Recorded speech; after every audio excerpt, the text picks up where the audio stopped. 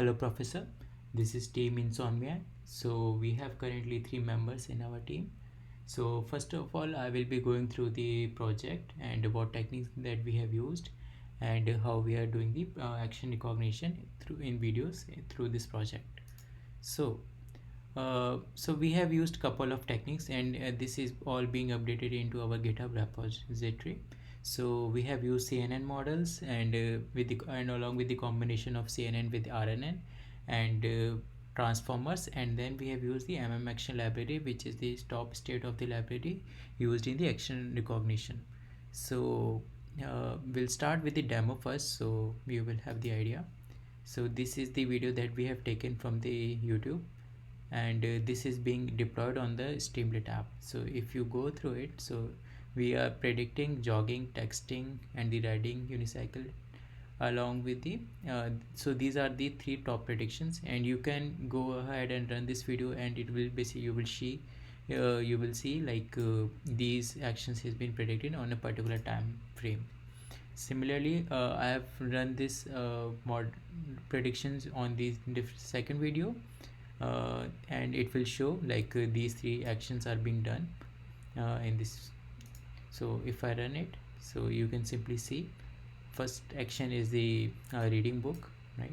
And along similarly, like you will see the writing and the book binding in there.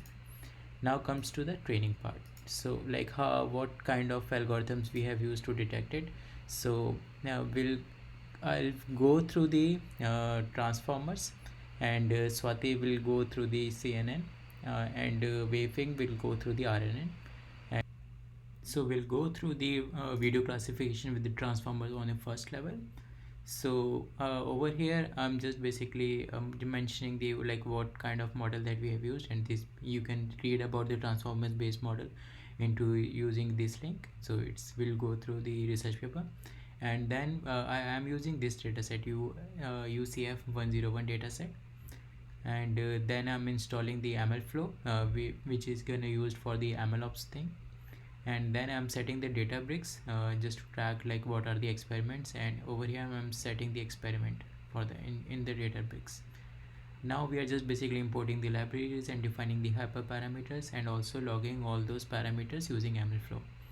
Now over here I will be just basically defining like how I'm reading the train and the test file, and also I will be using the pre-trained network densenet for the feature extraction. And now I will be just basically get loading all this data and setting it for the training purpose. Over here I'm just defining like how the position embedding is gonna be used, and all this has been described in details. You can go through the notebook. And over here I will define the function for the transformer encoder, and now we are just basically running the experiment and logging all those experiment records into the using MLOps into the Databricks. Over here I've just basically trained the model and saved it into the using the collab, and you can simply see the prediction. So for the visualization I converted the into the animation GF. So this is the recommendation using the transformers, I will be going through the another collab which is using the action.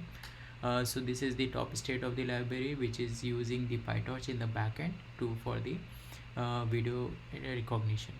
So over here we are just basically importing the library stuff, and then we are going through the installing the MLOps parameter for the tracking, and I'm downloading the checkpoints and the configs, and then we are just basically, so for this we are using the Kinetics 400 label dataset.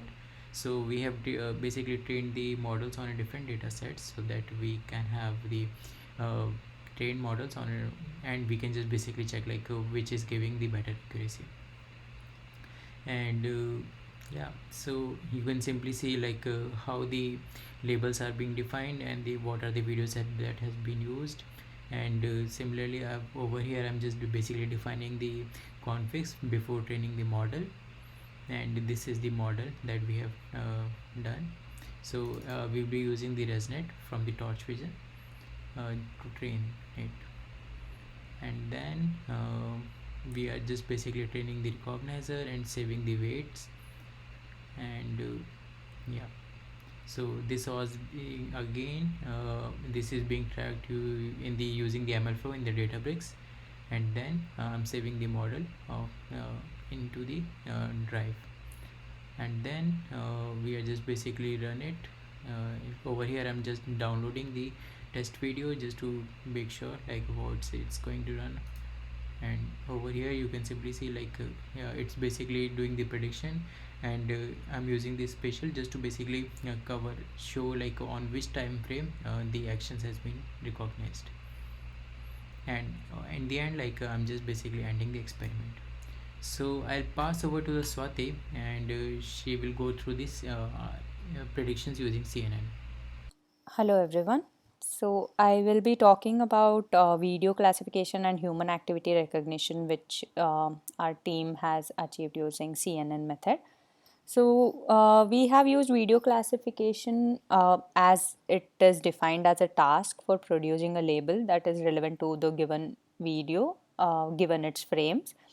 So one thing which we had in mind is a good video level classifier is the one which should not only predict the accurate frame labels but also best describes the entire video given the features and the annotations of various frames in the video.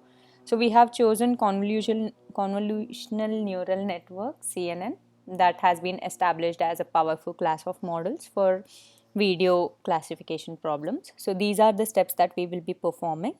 It is downloading and extracting the data set, visualize the data with its label, read and pre-process the data set, split the data into training and test set, then construction of the model, compiling and training the model, and plotting the loss and accuracy curves and making predictions with the model. So here we have used three libraries. So one is PAFI library. So it is used to retrieve the YouTube content and metadata. So these are the features that we retrieve from PAFI. And YouTube hyphen DL. So PAFI also internally it depends on YouTube DL. So we have also included YouTube DL to get the information. Similarly, we have MoviePy. It is a Python module for video editing, and it can be used for these basic operations, video composition, video processing. So, for visualization of video, we are using MoviePy. So we have installed the necessary libraries, then we are importing the necessary libraries, and we are using NumPy, Python, and TensorFlow seeds to get consistent results. And then we are downloading the data set. So UCF50, this is the data set which we have obtained. So it has 50 different action categories consisting of realistic YouTube videos, and we have like we got the data set and we have stored it, and then here we are basically just visualizing um, few of the frames that are in the video set. So this is these are the few examples, and then we are reading and pre-processing the data set. So we are making the image height, image width as a common one. So these are the class list which we are using in order to train our model. So this is for the frame extraction function, and then we are creating the data set based on whatever class list we had. So that is walking with dog, tai chi, swing, and horse race. So we are creating a data set for that. So we are extracting the data of these particular classes, and then we are converting the class labels to one hot encoded vectors.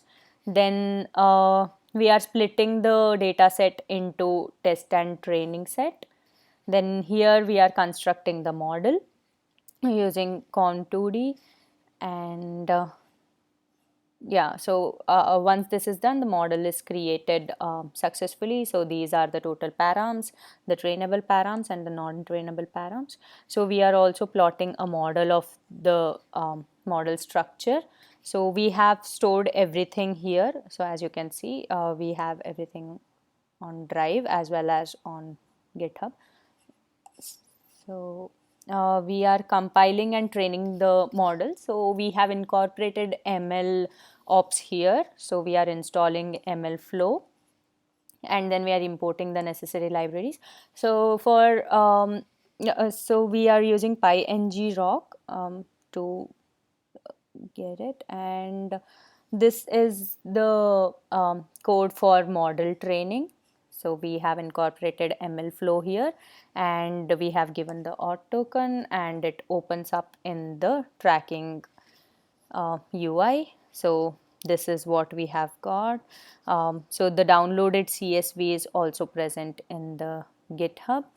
So as you can see, the accuracy increased to a pretty good amount, and we have all these other parameters that we have logged, AUC, precision, and recall. Then we are evaluating the trained model. Then we are saving the model. That is also present in the GitHub as well as Drive. And we are plotting the model loss and accuracy curves. So as you can see, this is the total accuracy versus total validation and total loss versus total validation. And then we are downloading few YouTube videos, and this is the function which basically uses the trained model and it predicts the value um, of the it predicts the particular action. So here we are authenticating the Google Drive because we have stored all the test videos here.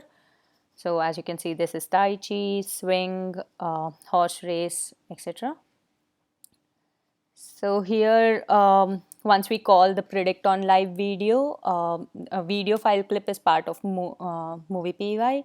So we are basically just showing the video here and we are showing the predicted action. Now we are using single frame CNN as it will take the average prediction and it will give the probability of each labels. So as you can see, video 3 is a man walking with his dog. So as you can see, the class name walking with dog has the highest averaged probability as compared to the other ones. So similarly, this is another example which is of a horse race. So here, as we can see, the average probability of horse race is the highest. Also, we have created another collab just that we can evaluate just the model. So here we are again installing the movie PY and we are making the predictions. So as you can see, if we give one of the videos, it gives out the value. So this is the ML flow dashboard and we have everything present in Drive and GitHub.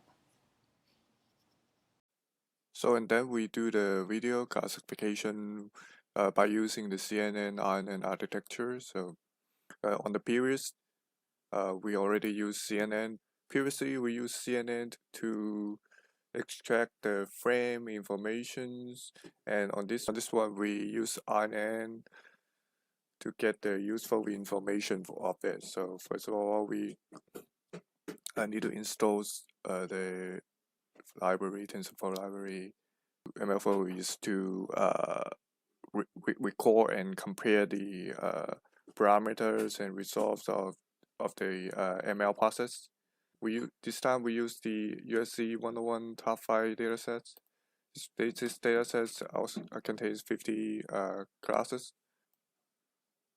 So we import the necessary libraries. So we set the hyperparameters of the image size, the batch size, epoch, and the match screen length. Match screen length is to specify the number of the frames of the videos. So So we just make sure this is the maximum length we are going to feed into the models as a sequence. And then we load the data sets. We check the 10 samples of data. Tag is the label. We try to limit the size of the frames. What we do is first we capture the frames of videos. We check the frames. If the video frame is less than the max frame, we will pad the video with zeros. So we use the pre-trained model to extract the features. And we use the string lookup encoder to convert the label to integers. So there's 5 different classes. Next, we are going to extract the features, the mask, and the labels from the frames. So we get the videos, we create a mask, we loop through each frames. The mask only contains the numbers that determines which elements is going to be to do the padding. In the folder, we extract the features from the frames of the videos. After the loop, we will get the frames, feature, frame, mask, and the labels. Here's the shapes of the training sets and the mask sets. ML library to manage our binary. So this is the result we keep tracking on. The sequence model we use is the GRU. So GRU is similar to LSTM, but it's a little bit faster. So since the only has less computations than LSTM. So we train the model with 10 EVOPs, over 90% of accuracy on the training dataset. Here's the inference. We catch one videos and we sample the model and get the results, and we can see. So this video we capture is the we can see the all different percentage of the output. So we can determine this one is the highest. So this video is as labeled as quickest shot. So in the end, we have deployed this app using the Streamlit, and the Streamlit code can be found into this app.py.